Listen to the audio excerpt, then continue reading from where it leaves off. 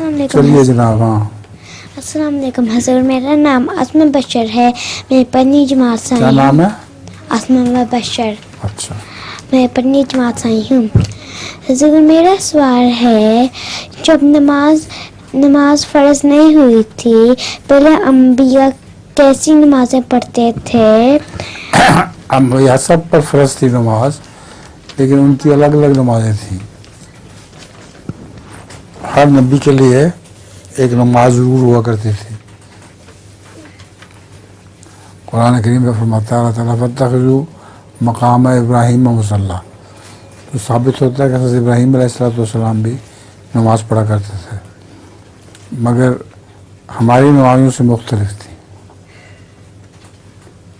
ہمارے طریقہ مختلف ہوگا نا پڑھنے کا, اور تعداد مختلف ہوگی.